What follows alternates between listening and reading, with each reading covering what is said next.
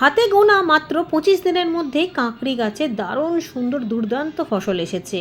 হয়েছে একটা 12 ইঞ্চি গ্রো ব্যাগের মধ্যে। দুটো চারা দিয়েছিলাম, বৃন্দাবন থেকে এসেই মাটি তৈরি করে চারাগুলো তৈরি করতে দিয়েছিলাম বীজ থেকে। এরকমভাবে আমি দুটো গ্রো ব্যাগের মধ্যে দুটো 4টে কাঁকড়ি গাছ করেছি।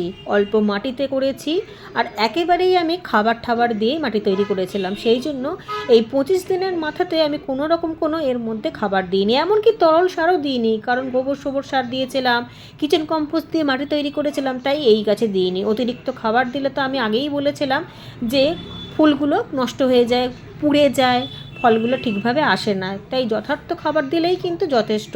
তাতেই দেখুন 25 দিনের মাথাতে কত সুন্দর কাঁকড়ি হতে শুরু হয়েছে। একই রকমভাবে আমি শসারও বেড রেডি করেছি।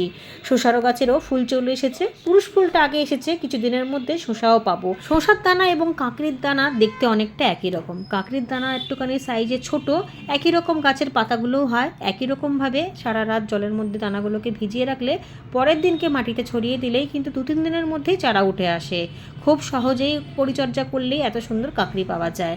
ফলও হয় প্রচুর পরিমাণে। মার্কেটে এই কাঁকড়ির দাম কিন্তু শসার তুলনায় বেশি, আবার সব জায়গাতে আমাদের এখানে অন্তত পাওয়া যায় না। স্বাদও কিন্তু অনেকটাই শসার মতো, খেতে বেশ ভালো লাগে।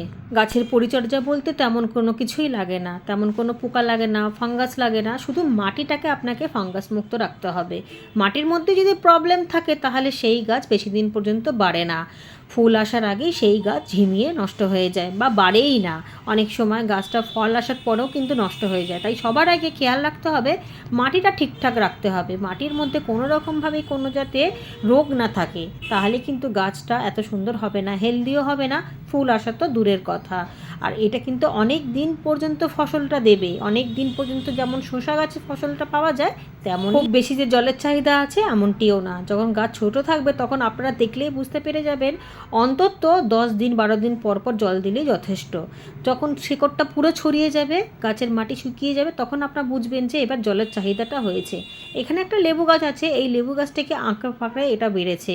লেবু গাছটাকে সরাতে আমি ভুলে গেছিলাম, তাই এটাকে সাহারা নিয়ে এদিক ওদিক দিয়ে গাছটা বড় হয়েছে। তবে তাতে কোনো সমস্যা হবে না, কড়া রোদের দরকার। রোদ না হলে ফসল কিন্তু ঠিকভাবে পাওয়া যায় না।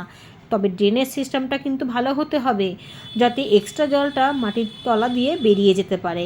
আর যদি জল জমে যায় তাহলে গোড়া পচে যাবে, আর গোড়া পচে গেলেই গাছ নষ্ট হয়ে যাবে। এই কটা জিনিস আপনাদেরকে সব সময় মাথায় রাখতে হবে। ড্রেনেজ সিস্টেম ঠিকঠাক রাখতে হবে, একেবারেই খাবার দিয়ে বসাতে হবে, যে কোনো সার হতে পারে। আজকে প্রথম ফলটা তুলে নিলাম, গোপালকে ভোগ দেবো। আর এখানে ক্যারেট ছিল বলে ফলটা লম্বা হয়নি, ক্যারেটের জন্য বেঁকে গিয়েছিল, তা না